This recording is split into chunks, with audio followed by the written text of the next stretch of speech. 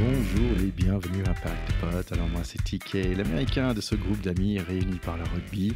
Alors aujourd'hui je suis très content d'être là avec le plus grand de notre pack, ancien deuxième ligne de Racing 92, aujourd'hui éducateur de rugby en Normandie, l'homme qui m'a appris les règles de ce noble sport, notre Mr. of 2 meters, Théodore de Saint-Rémy. What an introduction.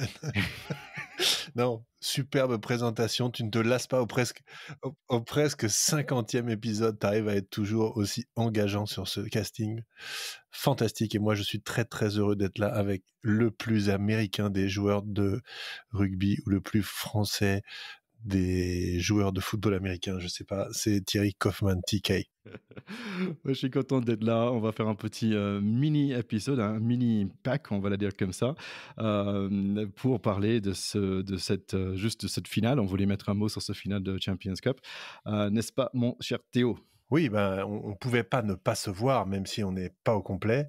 Mais effectivement, on voulait quand même se dire un petit mot, parce qu'il y a eu une grosse actualité ce week-end, et c'est pas si souvent en plus qu'on voit des équipes françaises s'imposer en série à Twickenham. Donc là, il fallait quand même qu'on se réunisse. En parlant des packs, avant de démarrer, j'ai noté qu'il existe en France des packs de bières où il y a moins de 6 bières. Et donc, j'ai un peu de mal à comprendre ça, en fait. Si tu veux acheter, par exemple, un pack de Corona, donc Corona, c'est la bière mexicaine qui va très bien dans le soleil. Ce qui est normal pour moi, c'est 6, 12 ou 24. Ça, c'est normal. Et en fait, il y a des packs de 3. Mais vous êtes fous un peu, les Français, quand même. Et ça marche moins bien pour les abdos aussi, parce que le 3-pack, c'est moins bien que le 6-pack, n'est-ce pas ? Voilà, c'est ça. Allez, tout de suite au match. Donc, Toulouse était quand même favori, mais ils ont perdu leur talonneur, Julien Marchand, qui était suspendu pour un plaquage dangereux dans le match d'avant. Mais là, on se retrouve à Twickenham, c'est l'Angleterre, donc il pleut.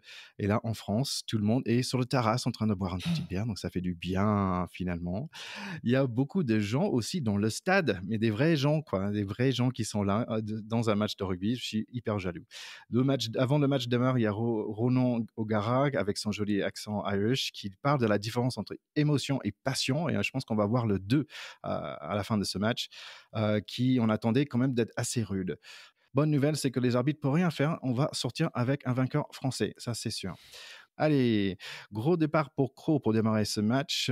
La Rochelle échappe la pression jusqu'à la pénalité de Ntamak, 3-0 à 4 minutes. Ensuite, c'est 3 partout à 7 minutes et 6-3 à 11 minutes. En gros, ça joue, mais pas trop. 15 minutes, il y a un poteau sortant pour La Rochelle. C'est évité de justesse par Toulouse. Première grosse opportunité pour La Rochelle avec un mêlée à 5, mais c'est un peu brouillon tout ça. Il faut attendre encore un peu pour le premier essai. Entre-temps, La Rochelle égalise 6-6. À 27 minutes, il y a le moment du match. Botia essaie de faire un guillotine sur Médard. Carton jaune devient carton rouge pour un plaquage haut. Les jaunes restent assez dangereux cependant. Ils marquent 3 points et Toulouse prend un carton jaune.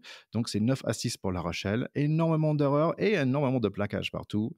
10-9 pour La Rochelle pour le mi-temps. Ouais, une première mi-temps telle qu'on l'attendait avec... on va dire ce qu'on dit souvent, un enjeu qui prend le pas sur le jeu, une confrontation extrêmement costaud, solide, mais pas grand-chose à se mettre sous la dent du point de vue des envolées. C'est souvent le cas dans les finales, jusqu'à ce qu'il y ait, on le voit souvent maintenant, des matchs qui se débrident en fin de match, aussi parce que la fatigue commence à jouer son jeu. Et là, en attendant, on voyait surtout... deux équipes ultra déterminées, mais honnêtement, c'est pas une mi-temps qui nous a tellement fait rêver, au-delà de l'engagement individuel de tous les joueurs. Un ou deux coups de pied ratés dans cette première mi-temps par Yaya West, et on verra que ça coûte cher à la fin. Mais je trouve rien d'autre à dire sur cette mi-temps. Début de deuxième mi-temps, le vent change, West fait un autre poteau et Colby fait un geste magique, mais son pied est juste en dehors. C'est quand même 12-12 à 45 minutes. Toulouse est à nouveau à 15 contre 14. Mais c'est le talonneur de La Rochelle qui a failli marquer le premier essai de ce match, mais en avant. Je suis quand même étonné de voir La Rochelle toujours aussi présent dans ce match. Finalement, à 51 minutes, un peu d'action côté Toulouse entre Médard et Lebel. 54 minutes, toujours 12-12. Les nouveaux aides Vito et Cano quittent le terrain ensemble. 60 minutes, premier essai de match pour Maïlia, le 13 de Toulouse. La Rochelle ne baisse pas les bras par contre, mais j'ai quand même l'impression que Toulouse préfère de défendre et faire des contres, car ça me semble que c'est plus facile de défendre qu'attaquer. Ntamak mis un autre pénalité, on est 22-12 avec 10 minutes à jouer. Ça, le match me semble très loin pour La Rochelle. Mais 73 minutes, super essai de Filou de numéro 9 de La Rochelle, après des gros qu'ils ont poussé vers l'avant. Mais poteau pour la troisième fois, il faut alors un autre essai transformé pour gagner ce match. Et il reste que 5 minutes. Demoreau trouve un super touche, les gens ont le ballon avec 3 minutes à jouer, mais il redonne à Toulouse avec un coup de pied. Toulouse réussit à conserver le ballon sans faire d'erreur pour les dernières 45 secondes. Il gagne le match même si La Rochelle l'a plus joué. Ouais, c'est tout à fait ça. Je pense que Toulouse a joué avec aussi son expérience et son talent. Ils ont eu la force de ne pas céder et de planter une banderie magnifique. Hein. L'essai de Malia est superbe. C'est un joueur qu'on ne connaissait pas, qui vient d'arriver, qui est joker médical. C'est un joueur argentin. Bon, il met une pointe de vitesse de rêve quand même sur cet essai. Et l'essai est superbe. Tout est beau. Le début est beau. La concrétisation est belle. Donc c'est tout à fait mérité qu'ils prennent le large. Après, c'est vrai que La Rochelle a eu un mérite, comme pendant toutes ses phases finales, de ne pas renoncer et de toujours croire en son étoile jusqu'à la toute fin. Et il est vrai que les Toulousains auraient tout à fait pu perdre ce match parce que La Rochelle pouvait inscrire l'essai de la gagne sur ces dernières minutes où ils appliquent à nouveau leur recette de ne rien lâcher, de toujours aller vers l'avant. Chapeau à Kerbarlow qui marque l'essai et qui peut faire encore une percée après leur demi-de-mêlée néo-zélandais qui est gaulé un peu comme un troisième ligne. Hein. C'est un joueur très physique qui s'était fait un peu oublier pendant les 60 premières minutes et qui a fait 20 dernières minutes tout à fait étincelantes. Qu'est-ce qu'on peut dire? C'est très cruel. Yaya West qui rate, je crois, 9 ou 11 points au pied parce que je crois qu'il rate une transformation et il fait 3 poteaux, ou en tout cas 9 points, c'est sûr. Et dans un match que tu perds de 5 points à très très haut niveau, voilà. En face, Ntamak rate pas un coup de pied du match. Et Ouais. la différence se situe là aussi. C'est sur des détails que ça se joue. Ntamak a fait un très grand match. Yaya West a malheureusement plutôt raté le sien. Et je pense qu'in fine, c'est quasiment là-dessus que se joue la différence. C'est triste pour Yaya West, c'est dur, surtout que c'est son dernier match avec le club. Enfin, non, en Coupe d'Europe, il va finir la saison, mais ensuite il part à Clermont l'année prochaine. Et je pense qu'il aurait aimé accrocher une étoile européenne avec ce club qu'il a vu grandir en France. Oui, c'est marrant parce que c'est un genre de match où en fait on n'a pas forcément vu une personne briller. On a vu malheureusement quelques erreurs, notamment Botia. C'est un joueur que j'adore regarder parce qu'il est hyper physique et bon, il plaque dur, il court avec le ballon, mais avec d'un férocité, un violence assez impressionnant. Mais là, bon, mauvaise geste, mauvais moment. Dommage parce que c'est quelqu'un que j'ai beaucoup d'estime pour lui. Ça fait plusieurs années qu'il est un de mes joueurs préférés. Levani Botia, c'est un joueur qui a vraiment fait les beaux jours de cette équipe et qui est depuis longtemps là-bas, avec un talent extraordinaire. Et quand on aime le rugby et qu'on suit un peu ces joueurs-là, il a traversé la décennie comme il traverse le terrain, c'est-à-dire comme un autobus. Il est absolument génial. Et c'est vrai que les mecs à Marcel de Flandre, quand il prend le ballon, c'est toujours ouh, c'est oui, jusqu'où ça va aller.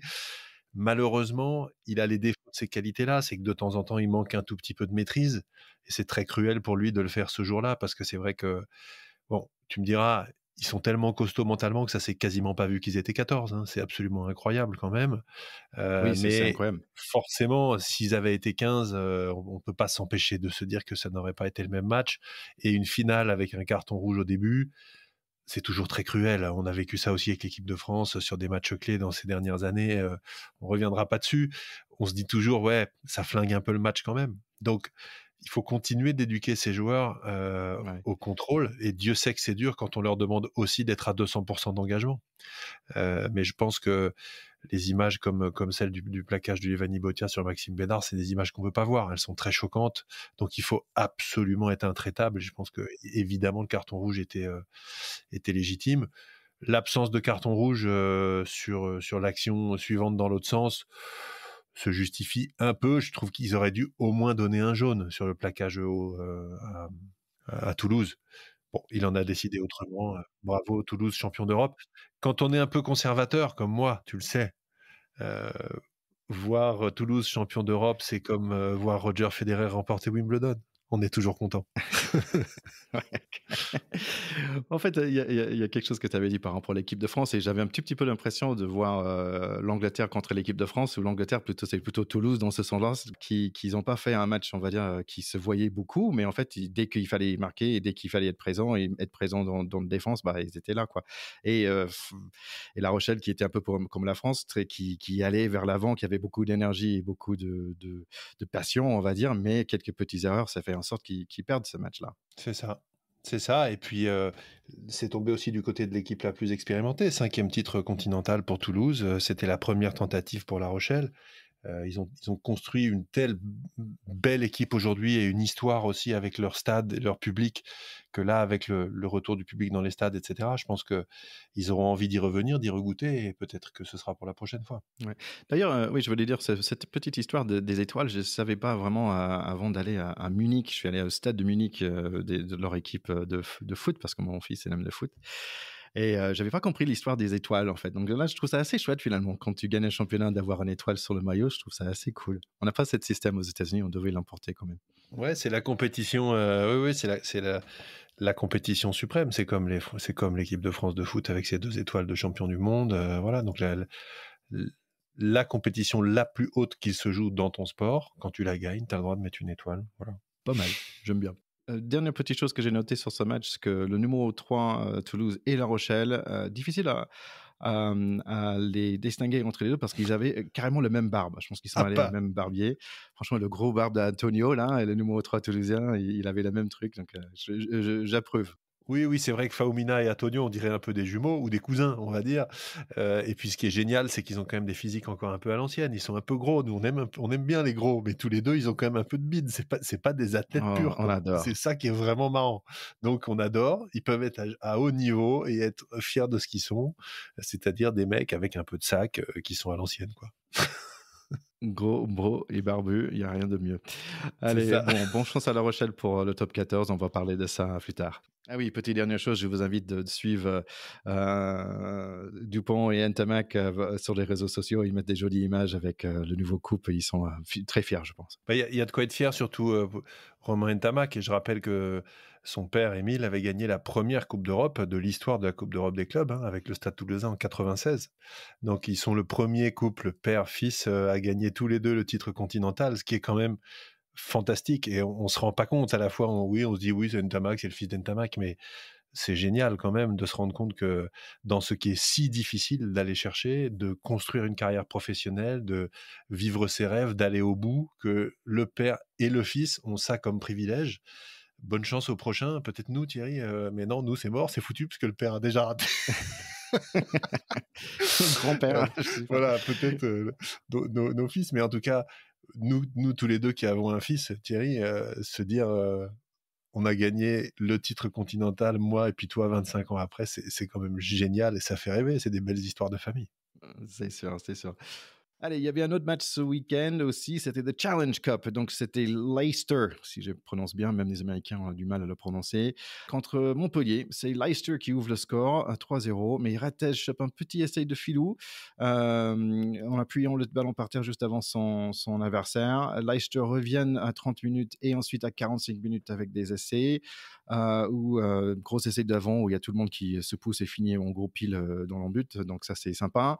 On aime bien voir ça. 17-10 pour les Tigers. Montpellier revient dans le match. Goussen marque un joli essai après un passe sympa de Boutier, mais double poteau sortant. Donc ça, j'ai rarement vu. 18-17, Montpellier finir par gagner ce Challenge Cup qui a presque fini en bagarre à la fin. Ouais, on a toujours du mal à se réjouir autant pour cette petite Coupe d'Europe que pour la grande, mais il faut pas oublier que ce sont aussi voilà, des très grandes compétitions qui se jouent avec une intensité très forte sur l'année entre des équipes qui ont tout un super niveau. Donc aller le décrocher là aussi pour Montpellier qui a fait en championnat une saison particulièrement décevante pour ce groupe, pour cette équipe-là, c'est quelque chose, je pense, d'absolument fantastique qui leur permet de quand même cocher une très belle chose sur leur saison.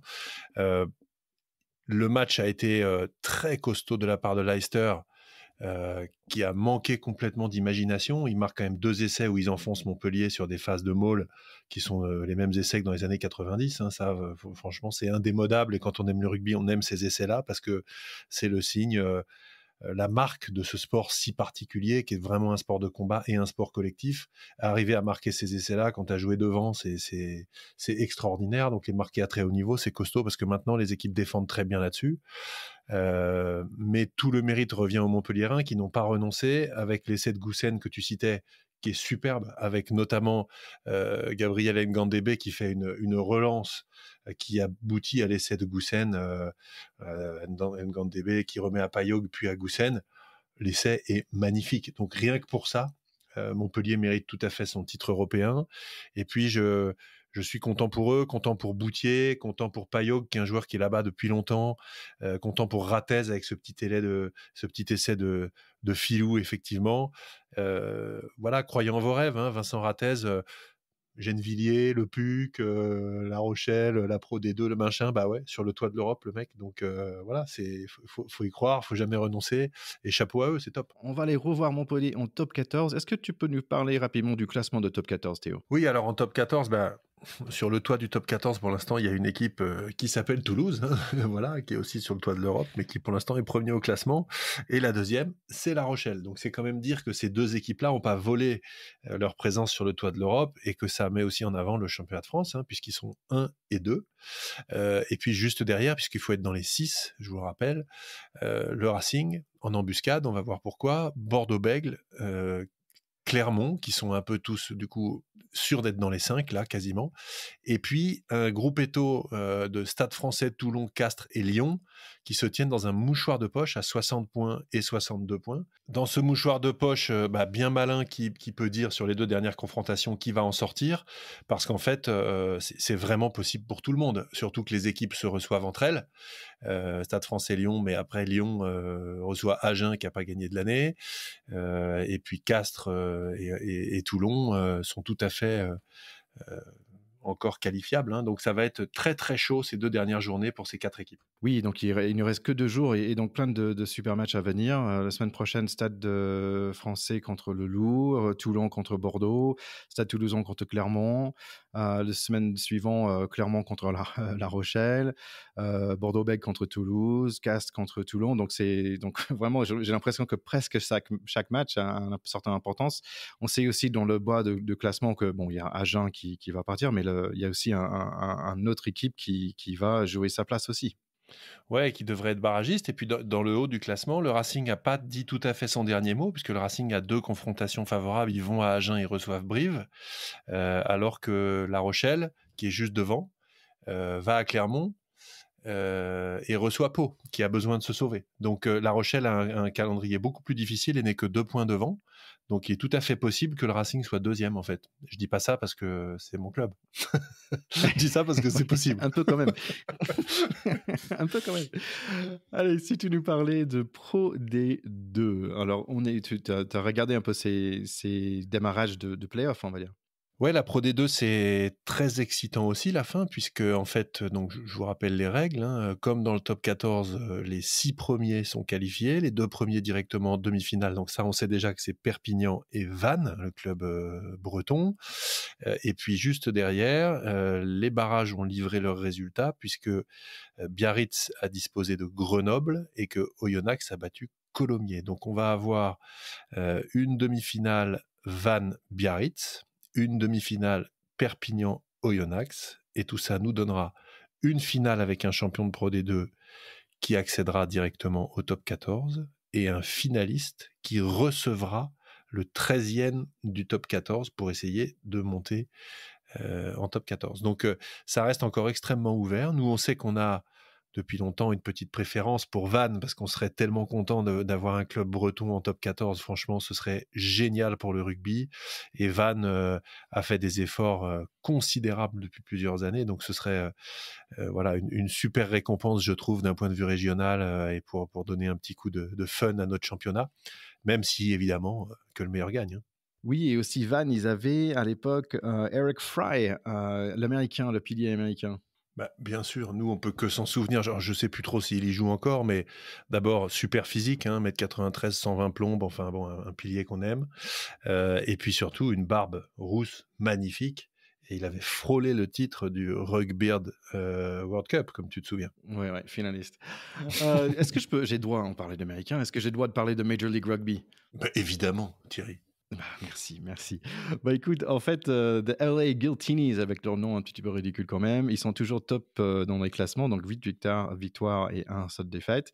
Et en fait, maintenant, je suis content parce que ça commence à fonctionner. Il y avait 5 000 personnes dans les tribunes dans leur dernier match à la maison. C'est quand même incroyable, quoi. Et donc, je trouve ça vraiment chouette pour le rugby aux États-Unis d'avoir 5 000 personnes dans un stade à LA où il fait beau. Il faut suivre aussi Magito sur les réseaux sociaux parce qu'il arrive en entraînement, tu vois, et il est dans une espèce de petit moto, il a pas de casque, il a pas de, pas de t-shirt, il est torso nu, il arrive, il est en train de vivre son best life, tu vois, à Los Angeles. Et en fait, je sais pas, il y a un truc qui... California Ah mais Lifestyle. franchement, ils ont l'air de vraiment trop s'amuser là-bas. Et je trouve ça vraiment bien pour le rugby aux États-Unis et que des gens commencent à dire, bah tiens, il y a un truc qui se passe là.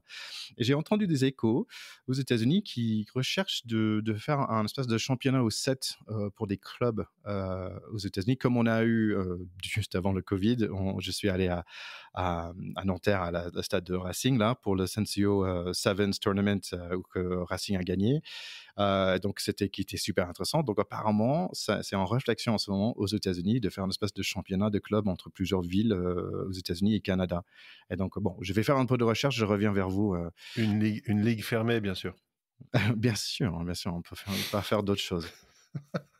Et Théo, normalement, c'est moi qui ai des conseils rugby, mais cette fois, c'est toi. Ouais, c'est surtout un conseil podcast parce que d'habitude, effectivement, c'est toi le chef. Mais là, je suis tombé sur un truc extrêmement sympa qui s'appelle Voyage dans la France du rugby en podcast, hein, autour de la Coupe du Monde 2023. Donc, c'est les rêves de 2023. Il y a 8 épisodes. Alors, moi, j'ai commencé par le 8e. Je sais pas pourquoi, j'ai pas vu ça avant, qui est vraiment un petit bijou. Je salue Alexandre Moniol, qui est un gars qui avait déjà réalisé l'histoire d'Armand Vacrin, qu'on avait cité il y a un petit moment, qui s'appelait Le Canon sur la tempe, une série podcast aussi remarquable que je vous invite tous à écouter. Et là, c'est extra, ce 8e épisode, il parle notamment de l'histoire de William Webb Ellis, qui est vu, à juste titre, c'est un peu à mi-chemin entre la légende et l'histoire, comme l'inventeur du rugby, celui qui aurait pris ce fameux ballon, qui était un ballon de foot, l'ait mis sous le coude et traversé le terrain avec, générant la stupéfaction de tout le monde. Il y a une petite histoire là-dessus, en lien avec la Coupe du Monde, en lien avec son histoire personnelle, puisque c'était un gars tout à fait anglais qui a finalement fini sa vie en France, enterré sur la Côte d'Azur. On découvre tout ça. Je vous invite vraiment à y aller parce que je me suis régalé. Félicitations à Alexandre Moniol et à l'équipe de la Coupe du Monde 2023 pour cette initiative. Surtout que nous, on adore les podcasts, alors on est toujours content quand il y a des bons podcasts. Voilà.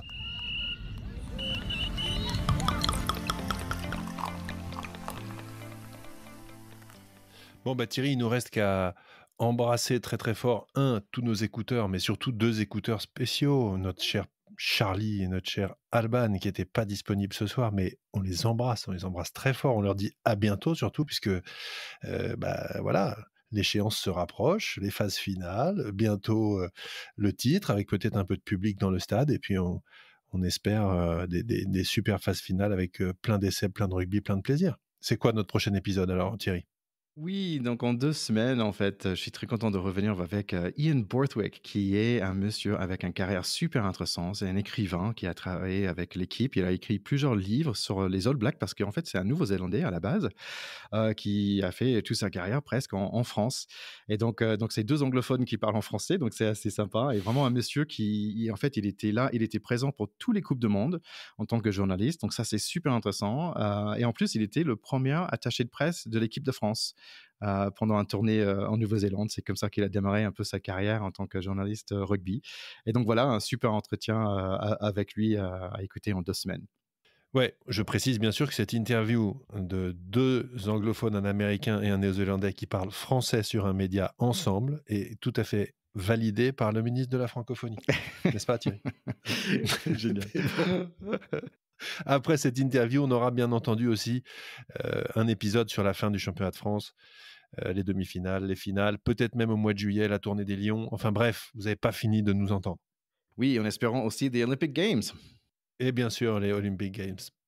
Et puis pour ceux d'entre vous qui ne l'ont pas déjà écouté, allez bien sûr écouter, l'épisode, avec l'interview de Jonathan Best, joueur, fort sympathique, qui a roulé sa bosse sur le rugby français sous le maillot algérien. Une tranche de vie extrêmement sympa, interviewé par 2 cadors, hein, Thierry Kaufmann et Charlie Beyer, donc vraiment faites-vous plaisir.